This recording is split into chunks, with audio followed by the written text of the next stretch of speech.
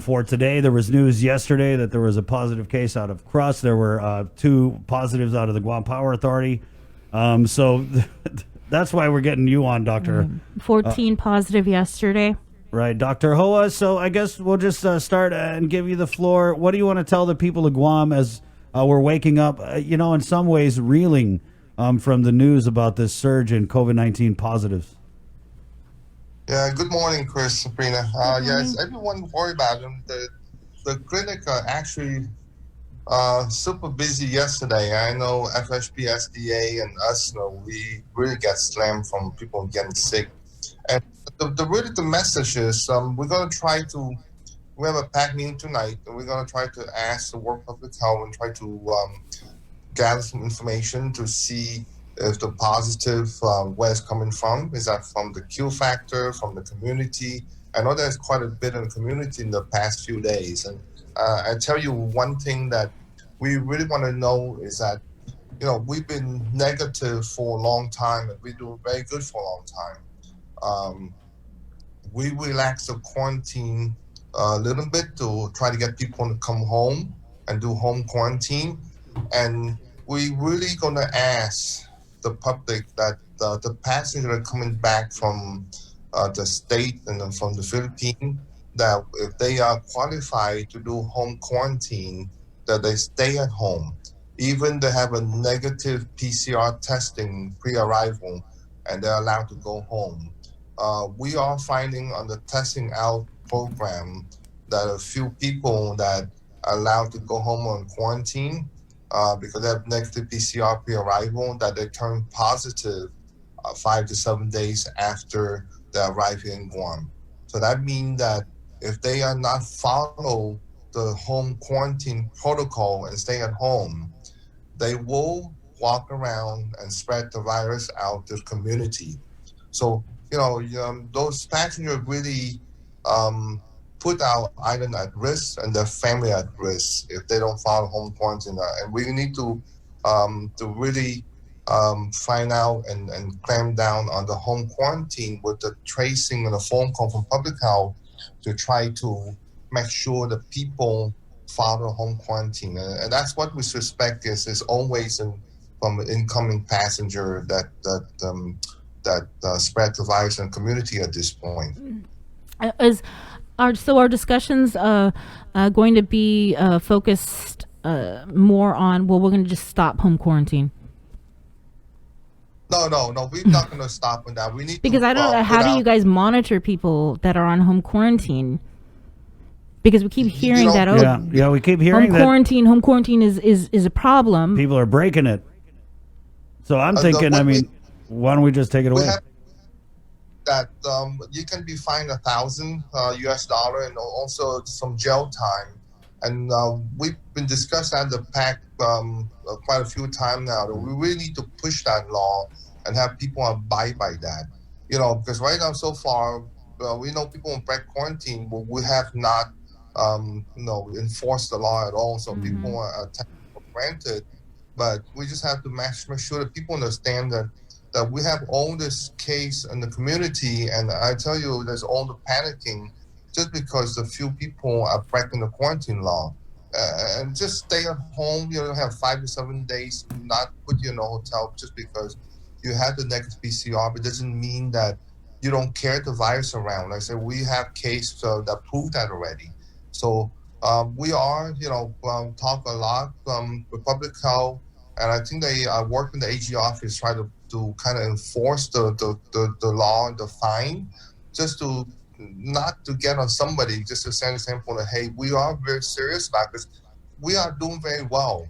Right now, even our CAR score that we have right now, we passed our number 5 because we are get more case in the community, and we know that it's from incoming residents that not follow the quarantine rule.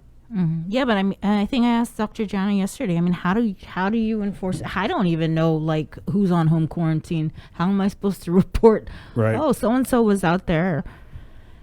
How do you know for anybody out in the community?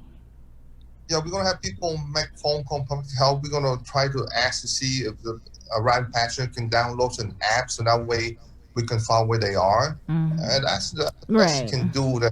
There's Right. right now over people on the home quarantine, and it's really hard to monitor over 1,000 people, make sure they stay at home. Right. We don't have enough um, capacity of people and personnel to do that. We just need to really push the public. And this is the island. This is your island right here. You have to protect it. This little, the restaurant and the public place and the business place is really because people when they got the gathering like funeral or birthday party and whatever the party is, they got to know that they are at risk for themselves and they're at risk for their family because they don't know who go to the party because then we don't wear masks at those gatherings. So if this thing are going getting worse, we probably need to basically kind of cut down the number of gatherings. I think right now we have like 50, but we're going to probably cut down more just because we want to prevent this gathering from happening. So now we're going to go back?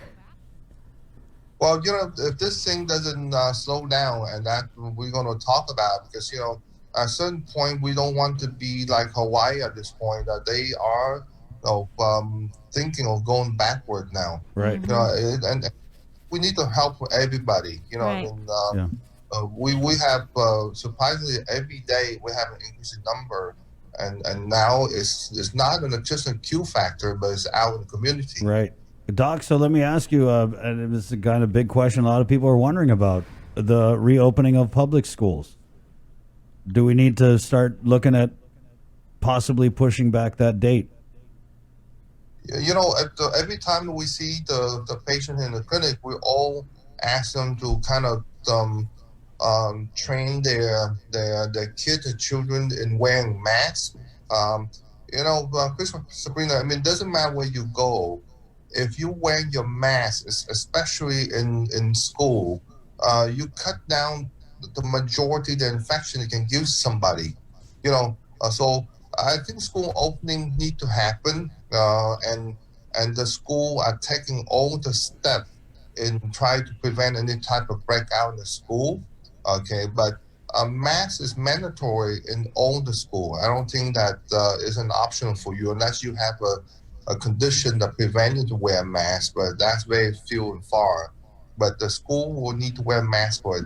And again, this breakdown community, I'm telling you, is because people, when they eat out or they hang around the family or the gathering, they're not wearing masks. That's the number one thing to prevent the spread in the community. So I think the school is okay.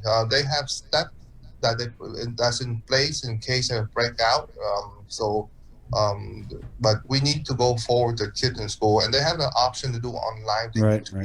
Yeah. Okay, I just had to ask because it's obvious question. So the mask wearing is really in school is not going to be an option for you. Right.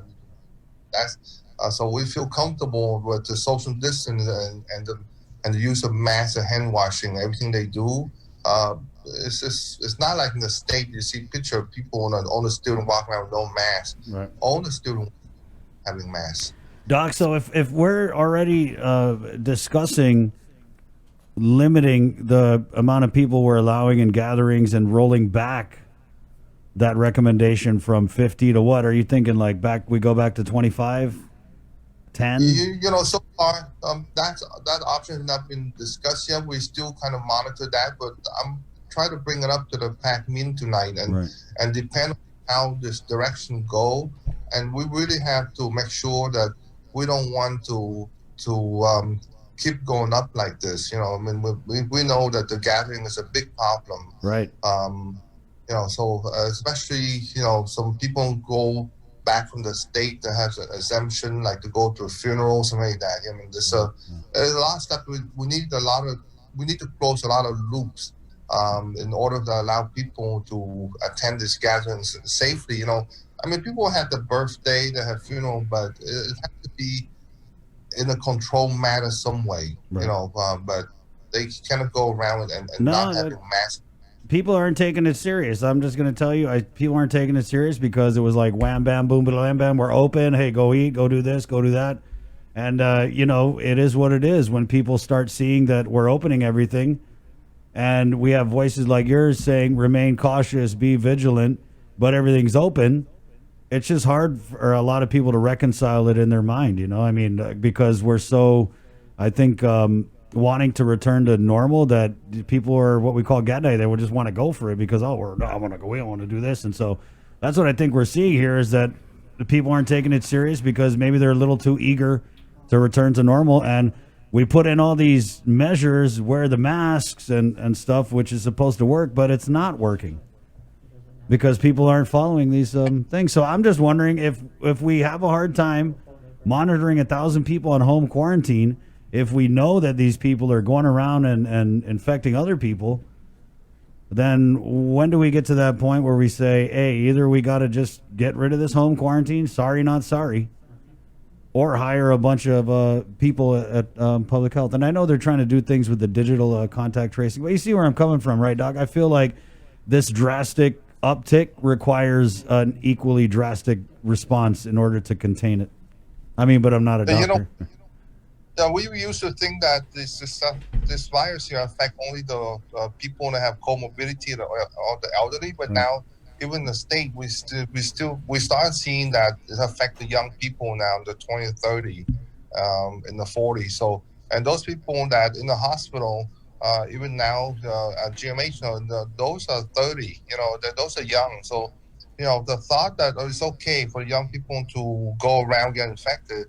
It's not okay, because eventually they will get in trouble along with their family. But, we will have to, again, do a lot of PSA on the government side just to remind people that, hey, business are open. We want to go back to normal. But you guys do take precaution and, and take care and respect the people around you. So I don't know. We really fight this thing very hard, but we need to help everybody on the island. Really need to help everyone on the island. Right. And the Q factor, as uncomfortable they are, but I tell you, they catch from about 2-3 weeks ago, 22 or 25 positive in the Q factor, right. And just imagine they don't have the Q factor. Those 25 people will be out on the community, and everything gonna break loose. So as uncomfortable they are, we try to get people home. We still need the Q factor to be there. How soon are we going to see public health implement these digital contact tracing tools with the Sarah Alert and the Pathwork Foundation that Dr. Jana was talking about yesterday? Yeah, I think we have that discussion last week in the PAC, and I would say within the next 2 to 3 weeks, they will roll on those things. And it's a requirement for you to download the app before you get to Guam. And that's a requirement. And that's something that, we live in a free country, and it's very hard to do. People always say, oh, it's my right. And sometimes they refuse to download the app. That's why, in the free country, it's hard to force people to do something like that, despite we know that it helps tracing and track people. Right. But again, that's a challenge that they're going to have, is that if we require them to download the app on their phone, some people might refuse to do that. I'm not sure what the remedy is or the legality of that thing is, but it's something that they try to roll out. I know that they are. And one thing you gotta believe, they are ahead of the people in the state and try to implement this thing, and they're planning that will be implemented soon. I would say we're pushing hard for them to do that. So I would say next week or two, hopefully they roll those programs out. Yeah, well, I think that's a good thing, and I know there's all these the debate on people's individual rights, but like, what about our rights? Yeah. Wanting to know where's this? Where are people testing positive? We're not asking who, we're asking where. So it's good that you have organizations like FD, Crust, coming out. Yeah, and letting people know. Exactly. Because you won't hear that from the government because it's like, oh, HIPAA. Yeah. You know. But it's not. I mean, we know what HIPAA is, and I think a lot of times they hide behind HIPAA. If you don't release the name of the patient, you know, it's okay. And I don't think anything wrong with release of the location or, you know, I'm going to try to push for is that, you know, they need to be release a bit more information regarding, you know, the positive that they get there on the DLS or the public health or something. They are in the Q factor or they are in certain cluster like a party or something like that. So people can know, if people know if it's from the party, from gathering, then they should pay more attention to not going to those gatherings, you know. But right now, those information is not out there. But we're going to try to push this so that way people know, hey, if I go to a gathering, I take myself a huge risk. So hopefully, even if it is a Q fact, maybe which Q fact, and even some numbers like which. You know, that's all we get on the SIT report is we're in a government quarantine facility. I'd like to know, like, well, was it Wyndham Garden? Was it Ocean View? And then maybe even some stats, like how many total to date tested positive from here, from there. We'll try to talk and try to see if we can push a bit more. So the public, I think as a whole, if they know more about it, they can help. You know? Exactly. So I'm going to try to push that issue tonight and see if we can have more information out there because we're going to need everybody out there to understand more and help us to control this virus. Yeah, like they say, we're all in this together, but are we really? Oh, yeah. Are we?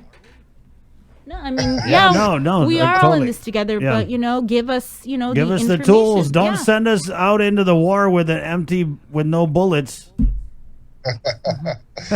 Doc, you're a military guy. How well are you going to do if you go into war and you don't got no bullets in your gun? You best put your hands up. Thank you, Doc. You're always so accessible, and we appreciate it. And then I'll touch base with you tomorrow. You let us know how the meeting went tonight, okay? Okay. Have Thanks, a good day. Doc. All right. Wash your hands. Oh, that wasn't very comforting. I know. Okay, COVID, you win. We don't have information from our government. Go ahead. It's 7:40. I'm thankful though, like, you know, for FT, for Crust, and you know, because you know what's happening now, Bree. When these people, when Crust put that out, when FD put that out, people are talking this morning. People are really talking. Hey, did you go eat there? Hey, when did you do it? You know what I mean? So definitely. The people at Guam are doing their own contact tracing right now. And it's beyond creating a panic, really. It's just being informed. It is, and I feel like there needs to be, I mean, you know, on our part, of course, we want to get someone from the medical community out there, but I really feel like there needs to be some forward communication on this. You know, we shouldn't have to be wondering, are we going to have a